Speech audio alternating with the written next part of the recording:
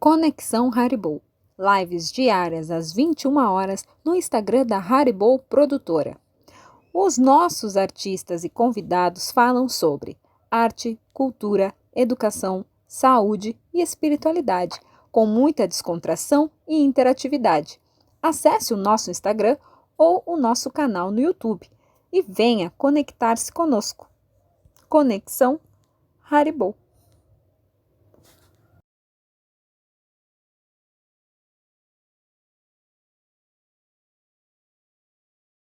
Olá, mano. Opa, Como é que está sendo aí as consultas por WhatsApp ou outros aplicativos? continua funcionando normal, o pessoal já está se acostumando. A, a consulta acontece via mensagem de vídeo, chamada de vídeo do WhatsApp, que é o que eu estou usando. A conversa se dá normal, a diferença é que a pessoa tem que procurar um lugar isolado, onde ela não vaze o som para outras pessoas. Quando é no consultório, eu controlo isso. Quando é na casa da pessoa, ou onde ela se encontra, ela também tem que controlar para que o som da conversa dela não vaze. Agora, como a gente está à distância, o atendimento através do WhatsApp permite que tu, na realidade, fale com qualquer lugar do Brasil. Então, estou começando a atender São Paulo e pacientes de São Paulo estão me sendo indicados por terapeutas de lá.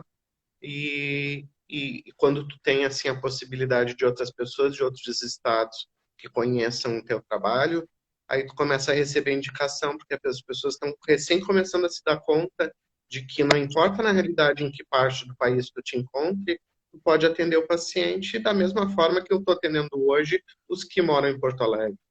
Então, eu estou começando a receber indicação de outros terapeutas que conhecem meu trabalho e a princípio, está entendendo pacientes de São Paulo, mas na realidade, qualquer localização do Brasil é possível de atender, porque o meio ele vai funcionar da mesma forma, indiferente de onde a pessoa se localiza. A questão de remuneração tem a ver com depósito bancário. Então, hoje em dia, a maioria das pessoas está usando o aplicativo no celular de gerenciamento da sua conta. Então, a transferência bancária se dá por celular, o atendimento se dá por celular. Então, na realidade, independe de onde a pessoa se encontra. Então, está começando a aparecer o pessoal dos outros estados. Então, está ampliando bastante a possibilidade de atendimento. E em termos de horário de trabalho, como é que você tem administrado isso? Entre 8 da manhã e 8 da noite é possível de atender sem problema nenhum. E isso dá uma margem bem ampla de possibilidade de atender as pessoas, então fica bem tranquilo. Na realidade, eu já fazia essa média de horário no consultório normal, então a gente mantém esses mesmos horários. Porque tu tem que considerar também o pessoal da noite, né? Porque o pessoal trabalha durante o dia. Eu já atendi, inclusive, criança, pré-adolescente, à noite, porque às vezes o dia da criança está todo cheio, todo tomado de cursos, de coisas que a pessoa faz, enfim. Então, o horário sempre teve que ser amplo nesse sentido. Essa questão de celular e de redes sociais que aproxima o profissional do paciente não te deixa à mercê também de ser chamado em qualquer horário, mesmo que você estabeleça um horário com seu paciente? E como administrar Não, isso? não. O horário do paciente, primeiro, sou sempre eu que chamo. Nunca é o paciente que me chama. Para estabelecer realmente, para eu estar seguro de que o horário vai ser cumprido dentro das normas. Como eu sou profissional, eu é que tenho que organizar e fazer a ação dessa organização do meu trabalho. Então, sempre vai se dar eu ligando para o paciente no horário combinado. O que eu tenho acertado com os pacientes é o seguinte: se eles quiserem agendar consulta, remarcar consulta, coisas do tipo, que eles me mandem mensagem pelo WhatsApp, porque existe uma grande probabilidade, pelo volume de pacientes que a gente está atendendo, que eu esteja em consulta quando ele queira falar comigo. Então, ele deixa o recado e assim que eu tiver um intervalo entre os pacientes, eu retorno e a gente combina, então, um reagendamento, uma primeira consulta, mas sempre por mensagem, porque eu não tenho como atender paciente no meio do atendimento de outro paciente. Começa a embolar, não tem como. Então, eu estou atendendo, eu fico atendendo foco só no paciente, do início ao final. Eu vejo que entra uma mensagem, mas eu só vou atender depois. Combinando isso desde o início, fica muito claro e não há atravessamentos de tipo algum. Afinal de contas, o paciente contratou aquele horário, ele tem direito a ter aquele horário integral e eu não ficar zanzando entre outras coisas. Seria uma falta de respeito com o horário do paciente. Na tua profissão, Paulinho, na tua experiência, não é raro uma pessoa desabar na tua frente, né? Chorar compulsivamente. Aham. E como é que você administra isso agora, nessa situação, sem ter essa proximidade tão física, digamos assim? Aham. Primeiro, a gente nunca tem contato físico com o paciente, a não ser no cumprimento inicial e no cumprimento de despedida. Então, não se tem contato físico com o paciente. Ah, agora, a questão do amparo ao paciente numa situação de sofrimento, ele se dá da mesma forma que se daria em consultório. Existem momentos em que a palavra é mais importante e no sentido de orientação, de poder esclarecer ele a respeito dos próprios sentimentos e das coisas que estão acontecendo, e existem determinados momentos muito específicos que se dão no momento em que a pessoa meio que desmonta, que desaba emocionalmente na frente do terapeuta, em que, na realidade, naquele momento, ele não tem condição de ouvir um esclarecimento, uma orientação. Olha, isso aqui, segundo Freud, parari, parará. Na hora que ele está chorando, ele não quer saber. Então, o que tu faz simplesmente? Tu dá o amparo. Amparar alguém significa deixar ele à vontade para chorar. Ele pode fazer isso, faz parte do processo terapêutico do choro. Então, ele é natural, ele não tem que pedir desculpa nem coisa alguma, ele tem que se sentir à vontade para expressar suas emoções.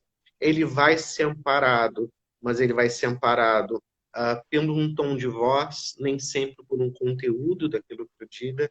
Então ele tem que perceber que tu te importa com ele, que tu quer o bem dele, mas tudo isso através da tua voz, da maneira de tu te colocar.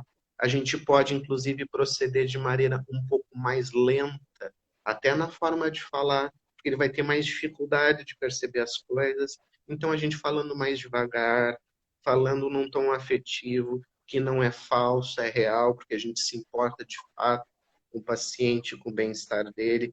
E os pacientes, pode parecer, talvez, para quem não tem essa experiência, mas não é a mesma coisa ao vivo. É sim, a gente consegue transmitir entusiasmo quando o paciente faz uma vitória, a gente consegue transmitir que vibra junto com o paciente, que se importa com ele. Todas as emoções estão ali disponíveis e podem amparar esse paciente no sentido dele se sentir confortável, de ter um conforto, de ter um amparo, de perceber que tu tá ali por ele e que tu quer o bem dele. Então, não há necessidade de um toque físico para que isso aconteça. Ele está vendo o teu olho, ele está percebendo tua emoção, ele vê que tu te importa, que há uma proteção a ele pela forma como tu te coloca. Então, não chega a faltar alguma coisa. Mas é uma experiência bacana da pessoa experimentar, porque quem não tem pode ficar com a referência de que isso não acontece. Mas é uma comunicação como outra qualquer. E tudo que é do ser humano vaza, transmite. Tudo que tem verdade ultrapassa o meio eletrônico. Agora, claro que é onde não há esse se importar, onde já não tem essa empatia, claro que vai ficar alguma coisa faltando, mas aí não é pelo meio, é realmente pela forma de cada um lidar com a situação. Eu li aqui um comentário da Karine, ela pergunta, neste atual cenário de pandemia, onde estamos confinados, longe do nosso convívio social, um adolescente de 16 anos que só quer passar deitado do celular para o computador? Uhum. Em parte, é inevitável que ele fique um pouquinho mais no meio eletrônico do celular. Agora, uma pessoa abandonar compromissos, responsabilidades, tarefas que têm que ser cumpridas, aí já começa a complicar, porque faz parte, tu morando naquela casa, de tu fazer parte da organização dessa casa. Até para tu te organizar emocionalmente é importante, não só pela tarefa em si. Então, acordou, arruma a tua cama, seja zeloso com a tua casa, mais até do que seria antes. Arruma a tua cama, faz o café, ajuda as pessoas da tua família, dá bom dia, interage com elas. O meio de se comunicar com as pessoas online, tudo bem, mas não é uma coisa para ser feito como qualquer ferramenta o tempo todo, para não se tornar uma forma de alienação da família e do ambiente em que tu te encontra, porque tu faz parte dele. Então, tu não pode usar isso como uma desculpa para ficar à parte, isolado, até da família, até da casa onde tu te encontra. Então, tudo tem que ser usado com parcimônia, com medidas, para que tu também não fique completamente isolado. Tu tá isolado, mas tu quer ficar isolado mais ainda do que tu já tá, quer dizer, aí fica uma coisa difícil de ser saudável. Então, tudo tem que ter medida. Mano, eu propus, né, o tema de hoje como luto e lutas, né? Luto na questão da perda física de um ente querido, mas o luto também pode ser considerado como a perda de um amor, digamos assim, um relacionamento, um emprego, né? A perda de um emprego, ou até nesses casos, hoje em dia, né, que estamos vivendo, a perda do seu negócio, digamos assim. E eu queria te perguntar acerca do choro, o chorar. O quanto ele é importante como uma terapia própria, ou sei lá, eu não sei como expressar isso, mas Entendo, transbordar da emoção. quando que o choro ele é benéfico para ti e quando que você identifica que ele já passou a representar alguma patologia? Uhum. Ah, sentir tristeza por um parente que partiu é a coisa mais natural da face da Terra. Chorar é absolutamente natural e às vezes necessário e saudável. É uma expressão que tem que acontecer para que tu não fique trancando sentimentos, para que tu não fique te desautorizando a sentir, porque é como se isso não coubesse no mundo. A gente tem que fazer um esclarecimento para as pessoas, e isso eu acho que é bem importante de ser feito, de que existe uma conversa que às vezes rola no meio espírita, de que tu não pode chorar, tu é proibido de chorar, porque tu está causando mal ao espírito que desencarnou. Ele está sentindo aquela tristeza, isso está fazendo mal para ele. Poxa, tu já sofre pelo impacto do parente ter partido. Agora, além disso, o espírita vai ficar naquela história de que não pode chorar porque está prejudicando o desencarnado. É pesado demais tu querer ter esse nível de exigência com uma pessoa. E é, na realidade, uma interpretação equivocada. O que a gente sabe pelas leituras é que a pessoa que desencarna, num primeiro momento, na maioria das vezes, óbvio que para todos os caminhos há exceções, mas na maioria das vezes passa pelo período que se chama de perturbação, que é uma palavra meio esquisita para quem não é do meio, mas que é um período de soninho. Para tu te adaptar, tu sai de um plano que é tudo matéria e tu vai para um outro em que é tudo espiritual, tudo energia, a cabeça não tem como fazer esse processo assim super na boa, por mais espírita que seja. Então o que que acontece? Passa por um período de soninho, neste soninho ele vai fazer a adaptação dele.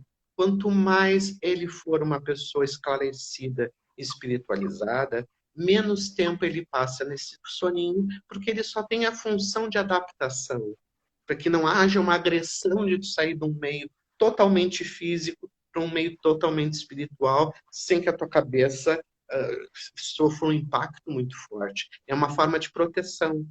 Então, esse soninho, ele vai se dar durante mais tempo, quanto mais difícil for de aceitar essa situação, porque a pessoa não tem um conhecimento, um esclarecimento, ou vai ser mais rápido se ele tiver esse esclarecimento.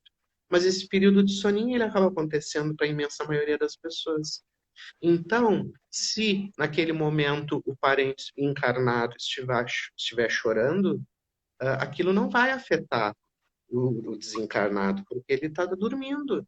E aquilo não tem, ele está envolvido pelo amor dos desencarnados que amam a ele e está sendo acolhido e preparado pela equipe espiritual que está ali para receber ele, está envolto de energias de amor. Então não tem como naquele momento aquilo prejudicar. Então as pessoas que não se sintam culpadas nesse momento de chorar, porque é o direito delas, porque elas estão impactadas com uma coisa que elas não estão acostumadas a lidar todos os dias. É uma eventualidade da vida da gente. Então, chorem sim, se permitam ter esse sentimento, mas não façam disso uma constância de todos os dias e de todas as horas. Por quê? Os boletos vão continuar a chegar, o trabalho continua a ser importante de ser realizado, porque a gente não deixa de ter que cumprir com as nossas obrigações. A gente não pode fazer da situação do desencarne de um parente o tudo da nossa vida, porque a gente começa a viver uma situação mais mórbida, de dor e de tristeza constante. A dor vai estar lá, mas é até saudável que ela possa fazer suas atividades, interagir com as pessoas, mesmo que ela não tenha tanta vontade, mas participar da vida. Porque ela vai estar um pouquinho mais triste, pode querer ficar um pouquinho mais recolhida, tudo bem, mas continuar participando da vida, para que isso não se torne um centro absoluto de tudo e esta dor não consuma toda a energia, todo o pensamento da pessoa. Porque aí sim começa a ficar uma coisa doentia. Quando a pessoa não tem mais outros pensamentos, fica até um pensamento obsessivo, né? E a gente sabe que existe auto-obsessão, inclusive, que a pessoa se conduzir a um pensamento fixo o tempo inteiro, e isso não tem nada de saudável. Então, tudo tem uma medida.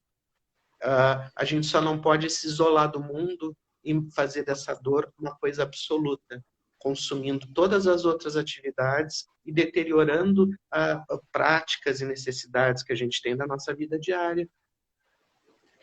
Verdade, né? Cada um tem o seu tempo e é incorreto da nossa parte querer acelerar o processo de assimilação do outro em relação ao que está sofrendo. Então é sempre bom monitorar, né? Deixa a pessoa viver o seu luto, né? Cada um tem o seu tempo, né? É o que eu estou falando aqui para a nossa família, que passamos por um luto recente, inesperado. Então, muitos estão preocupados uns com os outros, muitos queriam, de repente, olha, como é bom como você lidou com isso, utilizando a parte artística, tendo essa compreensão, mas eu não consigo, eu estou triste. Isso não quer dizer que você esteja abaixo de mim, da minha evolução. Cada um, né? Cada um assimila da sua forma, cada um tem o seu tempo, né, de administrar isso. Paulinho, você, como muitos profissionais que eu tenho conversado, que além de exercer a sua profissão são espíritas, eu vejo que vocês assimilam realmente a ideia de que, em primeiro lugar, eu vou tratar o meu paciente tecnicamente, né? E se ele der uma margem para a questão espiritual, espírita, aí eu entro com essa... Sim. Como é que você... Como é que é o primeiro acolhimento a uma pessoa que perdeu um familiar querido, mas ela não acredita em nada? Primeira coisa de tudo, autorizar essa dor. Tu pode sentir dor, sim. Tu tem o direito de estar triste, de estar chorando, de estar impactado com essa situação, porque nós não somos preparados para o desencarne, para a morte de um parente. A gente tem uma cultura muito equivocada de eliminar esta ideia das nossas palavras, dos nossos pensamentos, negar a existência do fim do corpo físico, de tudo que é jeito, e não sequer falar sobre esse tema. Porque senão parece que está sendo mórbido, que tu está trazendo azar para a tua vida, sei lá o que as pessoas pensam. Eu acho que deveria se pensar o oposto. Acho que tem que se ter a ideia, sim, de que a vida é efêmera, tem que se trazer essa ideia, sim, de que os nossos momentos podem ser únicos. A gente não sabe quando essas coisas nos atingem. Então, exatamente por não saber, por que tu não vive a vida como se cada momento fosse de uma preciosidade única? Por que tu não te dá o direito? A gente fica sempre pensando no amanhã, amanhã eu faço, amanhã eu digo que amo, amanhã eu vou fazer isso, eu vou fazer aquilo. Faz agora, para não carregar depois, eu deveria ter feito, eu deveria ter dito. Faz agora. Não tenha vergonha. Diz para as pessoas que tu ama, demonstra isso com cuidado, e aceita esta dor, e traz mais essa informação de que essas coisas podem acontecer para a gente conseguir se preparar, ou espiritualmente, ou em termos de vida, dando o nosso melhor para as pessoas antes que elas venham a partir. As pessoas são coisas muito preciosas, então a gente pode guardar o afeto delas dentro de nós, e a gente tem que entender que a nossa ligação com a pessoa nunca termina. A gente fica com uma ideia de fim, e essa é a nossa principal causa de sofrimento. Não existe fim, independente de acreditar ou não em reencarnação, em desencarne, que o espírito sobrevive à matéria. Porque pensa o seguinte, tudo que tu aprendeu com a pessoa, tudo que tu viveu, a riqueza de estar ao lado de alguém, agradece o que tu teve e não só lamenta o que tu vai deixar de ter dali para frente. É uma bênção poder conviver com pessoas a quem nós queremos bem. É uma bênção poder compartilhar nossa existência com pessoas de qualidade, pessoas especiais, que nos falam ao coração. É engraçado, é como se a gente considerasse a metade do copo vazio e desconsiderasse a preciosidade do que se viveu. E na medida em que tu guarda no teu coração o amor por esta pessoa e os exemplos que ela te deu e as vivências que tu teve ao lado dela, como é que tu pode dizer que a pessoa partiu, que tu perdeu alguém, se tu carrega dentro de ti a preciosidade de tudo que foi vivido? Valorize essa riqueza e pega esse valor e essa importância e transmite isto para o mundo. Se eu aprendi alguma coisa com essa pessoa, por que eu não posso transmitir para o mundo toda a riqueza daquilo que eu vivi, das lições que eu tive, e transmitir para outras pessoas o exemplo que eu recebi dela? E dessa maneira eu mantenho ela viva nas minhas ações, nos meus exemplos, nas lições que eu recebi dela, nas coisas positivas que foram boas, eu transfiro para outras pessoas, mantendo ela viva em exemplo de vida. E dessa maneira ela nos acompanha no coração, e isso é um bem mais precioso que se pode ter da existência de um ser humano, e que não precisa se ficar com a ideia de que perdeu. A gente carrega as pessoas no nosso coração, elas foram generosas conosco, que a gente possa ser generoso e reconhecer em gratidão tudo que nos acompanha dessa pessoa e viver isto com outras pessoas. e dizer, olha, um dia uma pessoa me falou isso e foi importante para mim. E passar essa mensagem adiante. Olha, eu vivi uma coisa bacana com uma pessoa assim, acho que tu também pode ter uma esperança de viver coisas bonitas com as pessoas dessa forma, porque a gente não é privilegiado uns mais do que outros, todos têm oportunidade de convívio e de adquirir isso. Nós somos muito menos gratos pelo que recebemos do que reconhecermos aquilo que nós não temos mais. A gente deveria inverter esse processo e começar muito mais a agradecer aquilo que a gente viveu de bonito e não considerar tanto o que eventualmente passou pelo nosso caminho, porque vida é movimento. Nenhum de nós vai ficar. Mas se a gente deixar algo de bonito nessa existência, que coisa boa! Que preciosidade, que bênção que se recebe. Então, as coisas não são estanques. A vida é constante transformação. Então, que a gente transforme cada momento em uma coisa muito preciosa, muito única, honrando aquilo que nos foi transmitido pelas pessoas que se foram. E dessa maneira, a gente tem, de alguma forma, essas pessoas perto de nós. Porque a gente tem a referência delas. Coisa que se a gente não tivesse conhecido, jamais teria. Então, o privilégio de poder ter esse convívio e esse amor. Com exceção daquelas perdas de entes queridos por assassinato ou por algum equívoco dos homens da lei, né? Porque todos somos horríveis, né?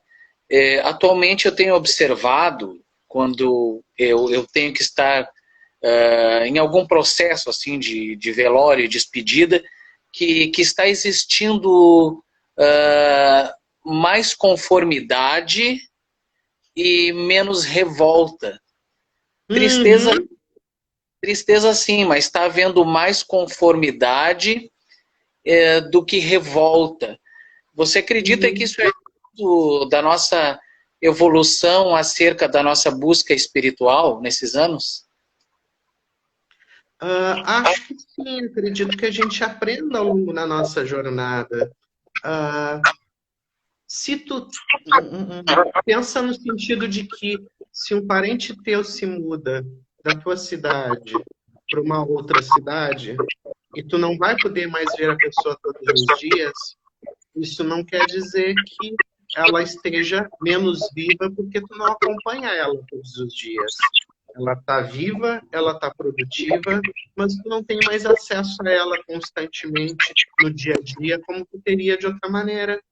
Então, as pessoas partem, mas não quer dizer que elas deixam de existir. O nosso sofrimento é pela ideia de deixar de existir. Alguém que habita nosso coração, alguém que foi assimilado pelo amor da companhia que nós tivemos, nunca é alguém que partiu, nunca é alguém que sumiu da nossa vida. É uma pessoa que vai estar constantemente presente. Então, é como se fosse uma pessoa que fosse para uma outra cidade. Ela está viva, ela está produtiva, ela existe. No momento, eu não vou poder conseguir conviver com ela. Mas eu guardo ela no meu coração, nas minhas referências, sei que ela está em algum lugar e que assim que for possível, de alguma maneira a gente se encontra, né? As pessoas se encontram muito... O caminho para as pessoas se encontrarem é através do amor, seja encarnadas, seja desencarnadas. Então, quando tu lembra com amor de alguém, essa pessoa está contigo de uma maneira ou de outra. E, ao mesmo tempo, ela, quando lembra de ti, também da mesma forma carrega esse amor. Então, é bonito de poder viver isso e considerar isso a parte principal de tudo. Nós nunca vamos ter todas as pessoas presentes o tempo inteiro na nossa vida. É uma grande ilusão acreditar que todo mundo vai estar reunido o tempo inteiro. Mas toda vez que tu evoca no teu coração a lembrança e o sentimento pelas pessoas, elas estão na tua vida, é um fato inegável. Tu pode sofrer por não estar com um contínuo convívio com ela, ou tu pode agradecer por aquilo que tu viveu. Então, a vida não é uma coisa estanque que tu vai ter todo mundo na prateleira da vida constantemente à tua disposição e sacar na hora que tu quer. Não é assim a vida. A vida são circunstâncias, às vezes mais próximas, às vezes mais longes, mas sempre na nossa vida. E a gente tem que usar deste amor como uma forma de aproximação, de vibrar no bem as coisas positivas que se encontrou. Então, é que o nosso pouco hábito, a gratidão, é uma coisa que nos faz mais mal do que a gente pensa. A gente tem uma tendência infinitamente grande de valorizar aquilo que perde e não valorizar aquilo que ganha. Se um vaso quebrou, a gente diz, eu perdi o vaso, que droga. Mas durante quantos anos aquele vaso te foi útil? Ele não foi muito mais proveitoso ter tido aquilo do que momentaneamente aquilo se ausentar da tua vida? É engraçado, mas a gente dá um valor para dita perda, que não é perda, infinitamente mais do que dá para aquilo que a gente ganha. E se for assim, a gente vai viver constantemente como seres miseráveis, seres pedintes, que nunca têm o suficiente da vida. Mas a gente tem o suficiente da vida, nem sempre materialmente, como se gostaria, nem sempre de todos os afetos que se gostaria, mas a gente tem coisas boas na nossa vida e que a gente tem que considerar e fazer disso a nossa motivação e o nosso alicerce para poder levar para as outras pessoas que estão ao nosso redor um pouco dessas coisas boas também. O reconhecimento não nos é muito natural, mas nós somos tão ricos e tão ricos de vida, de amor, e a gente diz assim, como assim? Na tua vida, na minha não. Não, na vida de todos. É que a gente não olha com um olhar de delicadeza, com um olhar de apreciação. Se chega uma pessoa e te oferece um café, existe um amor, não existe só o café. E se uma pessoa chega e diz, tu tá com frio, quer que te alcance um casaco? Não é só o casaco que vai te envolver, é o amor do carinho daquela pessoa através do casaco. A gente tem que começar a olhar nas entrelinhas a essência da vida acontecendo. Muito mais do que aquilo que as pessoas deixam de fazer por nós. Se uma pessoa deixa de fazer, faça tu. Não seja um ser passivo diante da vida. Assume as rédeas e produz o amor que tu quer na existência. Ao invés de ficar esperando que pessoas te tragam pronto coisas, como se tu estivesse num restaurante, pedindo num cardápio para um garçom e tivessem que em 10 minutos te trazer todas as coisas que tu quer da vida. A vida é o seguinte, ela não é um restaurante. Ela é, eu tenho a cozinha da minha casa, eu vou sair daqui, vou tirar a bunda da cadeira e eu vou fazer a minha refeição. Porque eu mereço, eu tenho direito e eu vou fazer para mim e para os meus. Como um gesto de amor, que eu não vou esperar que façam para mim. Eu vou fazer e vou distribuir isso para as pessoas. Quando eu faço isso, eu me torno um ser rico. E honro a existência de quem cuidou de mim e me amparou ao longo da minha vida.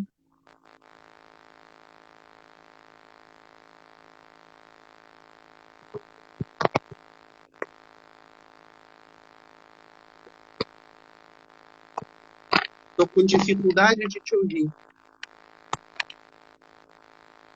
Tá havendo uma interferência aqui, eu não estou conseguindo. Que ouviu agora? Agora eu estou conseguindo te ouvir.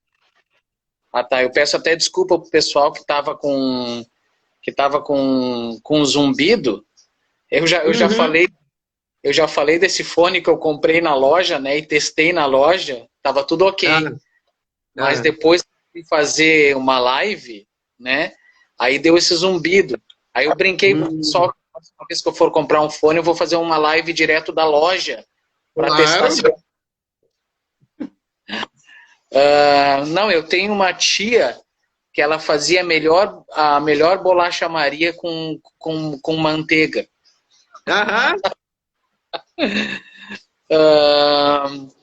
Porque tem amor, né? Eu acredito que tudo que a gente põe à mão, eu acredito que tudo que tu for cozinhar, a gente deveria cozinhar com as mãos. Botar a mão nas coisas. Porque eu acho impressionante tu dar uma mesma receita para duas pessoas fazerem. Uma faz com amor extremo, a outra faz para protocolo. Tu sente um sabor diferente, mesmo que seja uma bolacha com manteiga. Como as pessoas conseguem impregnar do quem elas são nas coisas que elas fazem. E quando a gente consegue distinguir isso, tu recebe amor, porque tu identifica o sentimento. Isso é a coisa mais linda que tem. E uma das coisas para falar sobre o luto, né? Que é sempre o importante a gente saber e ter a ciência que existe vida na vida, enquanto você é internado, né? Não é a questão de ficar pensando se existe vida após a morte, mas a questão fundamental no momento é saber se existe vida, né, durante essa nossa vida. Se existe vida em nós, né? Uhum. Porque a gente passa reto pelas coisas. Eu fico com uma dó das pessoas que dizem assim, eu tenho que ir daqui até a esquina comprar pão. Tudo bem. Só que, tipo, dá bom dia, mesmo respeitando o distanciamento social. Dá bom dia para os teus vizinhos, mesmo de longe, do outro lado da quadra. Olha as coisas que estão acontecendo ao teu redor. Tu tá perdendo vida, tu tá morrendo, ainda que tu esteja tecnicamente com o corpo funcionando.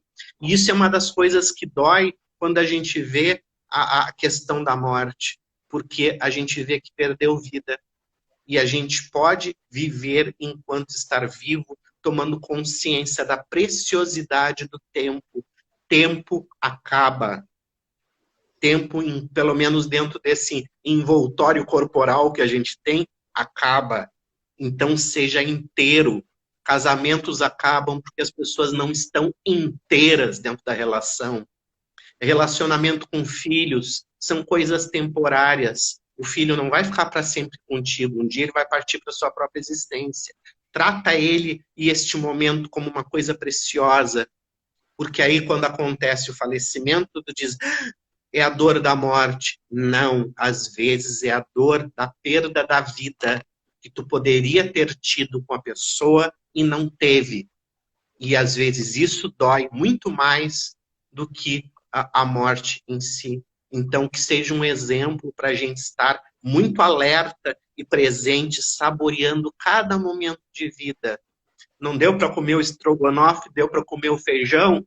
Come agradecendo pelo feijão, porque aquilo ali é o esforço de alguém que te ama e está te tratando bem, está trazendo aquilo com todo o carinho do mundo na tua mesa. Não fica reclamando para a mãe que não teve estrogonofe com batata frita.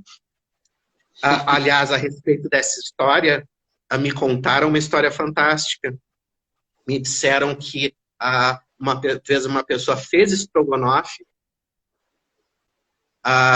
e fez com todo o carinho para si mesma. E fez com carinho, com tudo que tinha direito, temperou com os temperinhos, tudo certinho. E aí ela olhou para a rua e viu que tinha um mendigo.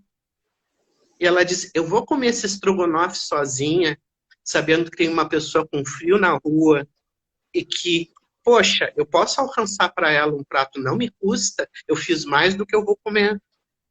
Então ela fez um prato com todo o carinho do mundo, botou o estrogonofe, ajeitou direitinho numa sacolinha, levou pro mendigo. O mendigo olhou o estrogonofe e disse, pô, mas sem batata frita? E jogou contra a parede e não comeu estrogonofe. A miséria nem sempre é uma situação física, é um estado de espírito. Às vezes as pessoas recebem coisas bonitas, preciosas, com carinho e com amor, mas elas desdenham porque não é como elas imaginaram na ideia de perfeição de como deveria ser. Então, nós não somos mendigos no sentido de sermos moradores de rua, mas às vezes, quando nos dão afeto, a gente diz, mas não era aquele que eu queria. E aí reclama, em vez de agradecer o afeto possível, e aí a pessoa depois parte, e a gente fica com aquela dor no coração de que não era tão pouco. Então por que que tu não recebeu? Por que que tu não valorizou? Eu não digo isso para a gente se chicotear e se condenar, mas que a gente possa, daqui para frente, com essas experiências e com essas referências, estarmos mais vivos do que nunca e produzirmos daqui para frente uma vida diferente, com mais riqueza, com mais amor, com mais gentileza. O poder da palavra é uma coisa tão linda e tão delicada e tão preciosa. Eu não vou gastar isso para falar mal de político X, para político Y, não merece minha consideração, me desculpa. Vamos falar de Jesus, vamos falar de mensagens bonitas, de incentivo à vida, de coisas boas, tentando elevar o pensamento das pessoas para coisas bonitas que elas possam fazer na sua vida. Mas não vamos desperdiçar se xingando uns aos outros, se tratando mal. A gente é uma família. Se tu xinga o outro, tu tá dando um tiro na realidade no teu próprio pé. Não é para isso a palavra. A palavra é para acalentar, é para amparar, para auxiliar, para ser um veículo do amor que tu tem no teu coração. Não põe a palavra num nível tão pouquinho. Ela pode tão mais. Eu sei que a gente vê as imperfeições humanas, mas incentiva as pessoas a serem melhores. Isso é tão melhor do que ficar apontando os defeitos, para ela se sentir pior. Então, sim, a gente falha também. E a gente pode, se quiser, ficar se chicoteando eternamente pelo aquilo que a gente deixou de fazer com os nossos amados que partiram. Mas isso não vai salvar ninguém. Honra a pessoa que tu ama. E se tu não fez tudo que tu gostaria de fazer, faz daqui para frente, como uma oração por aquela que partiu, mas uma oração ativa, uma oração em ação, envolta de amor por aqueles que estão ao teu redor, que aí tu transforma a tua dor em alguma coisa útil para alguém. Não fica remoendo o passado, isso não vai te levar para lugar nenhum. Vive a partir de agora uma coisa melhor, para iluminar teu próprio caminho e em formato de oração por aqueles que partiram. Porque a oração mais bonita, ela não vem só da palavra, ela vem da atitude, um amor ativo, amor que provoca alguma coisa na vida, que ilumine alguma coisa na existência de alguém. E tem tanta coisa, tanto exemplo maravilhoso, mesmo com pandemia, mesmo com tudo, as instituições de caridade ainda levando alimento aos necessitados, tanta coisa linda sendo feita. Eu acompanho o Caminho da Luz, a Sociedade Espírita, o Ramiro Dávila, todos esses fazendo trabalhos lindos, preservando os cuidados que tem que ter, mas não pararam de praticar amor um momento sequer. Coisa mais linda de poder ver, de poder... Que exemplo de vida que essas pessoas dão. Então, eu prefiro tomar isto como exemplo e como inspiração do que eu possa fazer na minha vida. Dar um tapa na minha cara e dizer, escuta, criatura, te mexe, faz alguma coisa que preste, porque tem tanta gente linda fazendo tanta coisa boa para te inspirar, para tu ir além. E não ficar apontando defeito. Fulaninha falou isso, e outraninha falou aquilo no Facebook, fulaninha é a favor disso, eu sou contra aquilo. Isso não vai levar a gente para lugar nenhum na nossa existência. Existe, sim, situações tristes, mas vamos transformar isso em lição, porque a única coisa que se pode fazer com a dor é isto, para a partir de então, fazer uma vida diferente. Uau! Nestes últimos 10 minutos que nós temos agora, mano, eu queria que tu falasse um pouco sobre o Paulo Palestrante Espírita, né? A casa, infelizmente, está fechada para os estudos e para as palestras, né? Como você tem feito agora, neste momento, para essa outra missão que você gosta tanto, né? Que é falar sobre o Espiritismo, sobre o estudo do Espiritismo, e fala um pouco sobre esse novo projeto que você começou a fazer, que começou no sábado, né? Que foram vídeos ou live. Isso. E aí, ao mesmo tempo, né? A Karine te lançou um desafio aqui. Aí dentro desse contexto aí, ela te perguntou acerca da doação de órgãos. Como fica da parte do encarnado? Do desencarnado, sim, né? Desencarnado. Penso o seguinte, eu tenho um pensamento muito claro e objetivo a esse respeito. Se uma pessoa desencarnou e ela é ligada ao plano da matéria, ela vai sempre reclamar em mesa mediúnica, aonde for de alguma coisa. Estão levando minha herança. E a minha herança é minha, não pode repartir com ninguém, ela tem que ficar comigo. Criatura, tu não tá mais na matéria. Não, mas é minha, é minha, é minha. E tu vê isso em mesa mediúnica constantemente. Ou então, olha, alguém está com a minha esposa. Criatura, tu já desencarnou faz 5 anos, tu quer que ela fique chorando por ti quanto tempo? Então, sim, ela procurou um novo relacionamento, isso não é desrespeito a ninguém. Por que eu estou falando isso que não tem nada a ver com o que tu me perguntou? Porque a gente está falando de apego. Se uma pessoa tem apego, ela, quando desencarnar, vai sofrer um pouquinho. Mas ela vai sofrer de qualquer forma. Ela vai sofrer pelo dinheiro que ela deixou, pela esposa que ainda tem posse. E sim, ela pode ficar um pouquinho chateada. Que, estão levando meus órgãos? Pode até ficar um pouquinho chateada, pode. Mas se não fosse pelo órgão, ia ser pelo dinheiro. Se não fosse pelo dinheiro, ia ser pela esposa. O cara ia se incomodar, desencarnado, de qualquer forma. Quem não é apegado à matéria já não vai ter esse tipo de problema. Então, dou ou não dou órgãos? Sempre doa.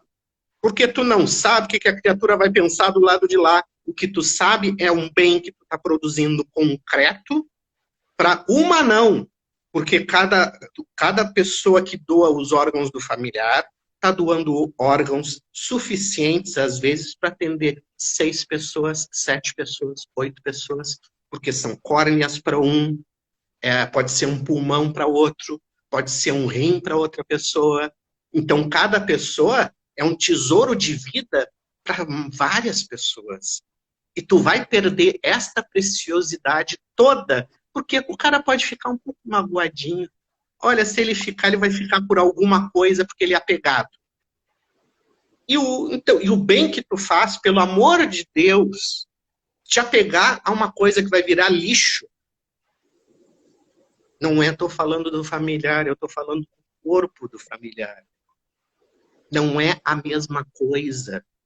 Quando a gente olha, infelizmente a gente passa por situação de olhar, às vezes, um familiar que se amou e que está ali o corpo da pessoa, é engraçado, mas como não está com a energia de vida da pessoa, tu olha e tu não tem a ideia de que aquele corpo é a pessoa que tu conheceu. Começa a ver uma coisa muito esquisita na cabeça da gente, que tu começa a não conseguir associar a pessoa ao corpo ali presente. Porque não tem aquela energia de vida, não tem aquela personalidade vibrando. E tu olha e diz, mas isso aqui é só um pedaço de carne, com todo respeito à pessoa, mas isso aqui não é a pessoa. Porque não é de fato. A pessoa é a sua energia e a sua vida. E tudo que ela conseguiu construir na Terra. Então, isto partiu, isso está acompanhado pelos espíritos protetores dessa criatura, e ele está cercado de familiares amados, mas ali é só corpo. Então, doem sim, sempre, porque vocês estão fazendo um gesto de amor. E pelo que a gente conhece do plano espiritual, nenhum gesto de amor é recompensado com sofrimento. Se existe esta lógica de que todo gesto de amor não produz sofrimento, só produz bem, será que não vão dar um amparozinho nesse desequilibrado que acha que está sentindo falta do órgão? Claro que vão amparar ele. Então, que não se preocupe. O amor está acima da dor e acima do sofrimento. Sempre amor em primeiro lugar. Sempre, sempre. Já conheci vários transplantados e que agradecem até hoje pela continuidade da existência e por tudo que podem fazer de positivo nessa vida. Para que vamos ter essa miséria humana de sacrificar pessoas em prol de um corpo imaculado que daqui a pouco está se deteriorando e que não vai servir para nada? Amor em primeiro lugar. Qualquer dúvida que vocês tenham a respeito de qualquer questão espiritual ou questão da matéria, coloquem assim: amor sempre em primeiro lugar. Depois a gente vê o resto. A Karine aqui perguntou a respeito da tua live de sábado que alguns da sociedade espírita não conseguiram acessar. Eu vi que você até Aham. me, eu vi que você até me pediu um help, né? Mas como é que tá a situação? Estamos aprendendo a fazer. O pessoal da área das humanas, eles são muito complicados com tecnologia. Então, eu sou bastante franco para dizer que estamos aprendendo a fazer live. Só que uma coisa que eu faço para mim é live só de meia hora para dar gostinho de quero mais. Porque às vezes, por tu ter a disponibilidade do tempo, a gente vê algumas pessoas fazendo live de 3 horas, 4 horas, e não tem um aproveitamento de conteúdo dentro do tempo muito bom. E tu fica ali remando. Daqui a pouco vai vir uma coisa bacana, daqui a pouco vem, mas é custoso para chegar. Então, não, curtinho, estamos aprendendo a fazer. Para entrar nas lives que acontecem todo sábado, das 5 às 5h30, a gente vai fazer o estudo do Evangelho segundo o Espiritismo, do início até o final. Não sei quanto tempo vai demorar para fazer isso. Pela minha experiência dentro de sociedade espírita, acredito que isso dê alguma coisa próxima a 1 ano. Mas é um compromisso que a gente assumiu e não estamos com pressa. Queremos esmiuçar, saborear o conteúdo do Evangelho, que é basicamente o amor, aprender a amar através do exemplo de Jesus. Então, é basicamente isso que a gente faz. O acesso para este Instagram é @PauloBaiar, palestrante espírita. E dali a gente começa a fazer o nosso estudo. Então a gente faz um pouquinho de leitura e um pouquinho de reflexão em cima do tema, porque não se aprende só ouvindo uma criatura falar ou ler um texto. A gente tem que refletir em cima do conteúdo. Minha sugestão é sempre que as pessoas leiam um texto um pouquinho antes de começar e que leiam de novo depois que terminar, para ter uma assimilação um pouco melhor. Afinal de contas, a gente só está passando a nossa percepção da coisa. E as pessoas têm direito a pensar N outras coisas, porque é um tema aberto. Pode refletir de acordo com as suas experiências de vida e adquirir uma série de outras percepções das coisas. Então, eu tenho, sim, o meu Instagram do Paulo Baiar Psicólogo e tem agora também o Paulo Baiar Palestrante Espírita, para que as pessoas tenham acesso a esses diferentes ramos do meu interesse e das coisas que eu trabalho. Então, do último sábado não ficou gravado. Os próximos Não ficaram. ficou gravado. Ainda não ficou gravado, né? Mas estamos começando e um pouquinho de paciência também faz parte. Mas houve um bom aproveitamento e as pessoas gostaram bastante, inclusive a oração. A gente tem um livro muito bonitinho chamado As Mais Belas Orações de Todos os Tempos, que tem oração de esquimó, que tem oração de índio americano, que tem oração de tudo que é gente do mundo e as suas várias formas de interpretar Deus. E é muito bonito de tu ver o amor que cada um emprega na sua forma peculiar de ver o mundo. E a gente usou no final uma oração de São Bernardo, que não é o cachorro, é um santo católico que viveu entre 1000 e poucos e 1100 e poucos. E é uma oração linda, linda, linda de morrer. E o pessoal gostou bastante também da oração. Então a gente está construindo um processo de conhecimento, porque não adianta, quando a gente é palestrante espírita, a gente não consegue ficar quieto, a gente começa a passar mal. Porque não é a necessidade de aparecer, a gente tem a obrigação que a gente sente dentro da gente de transmitir alguma coisa de positivo para as pessoas. Sinceramente, se eu pudesse fazer a transmissão com um capuz na cabeça, porque não é a minha pessoa que importa. Eu não sou uma pessoa que goste de aparecer, quem me conhece sabe. Eu não tenho necessidade nenhuma vaidade de aparecer a minha pessoa, de querer me divulgar pessoalmente, mas eu tenho uma necessidade muito grande de transmitir a mensagem de Jesus através da codificação do Kardec, pelo que eu sei de bem que faz para as pessoas. Então, retransmitir esse amor, para mim, é uma coisa muito importante. Grande abraço, mano. Até a próxima. Isso, obrigado pelo espaço. 21 horas a gente volta hoje com o Lucas Furno. Grande abraço, mano. Até a próxima. Isso. Feliz semana e dia do amigo. Conexão Haribo. lives diárias às 21 horas no Instagram da Haribo Produtora. Os nossos artistas e convidados falam sobre arte, cultura, educação, saúde e espiritualidade, com muita descontração e interatividade. Acesse o nosso Instagram ou o nosso canal no YouTube e venha conectar-se conosco. Conexão Haribo.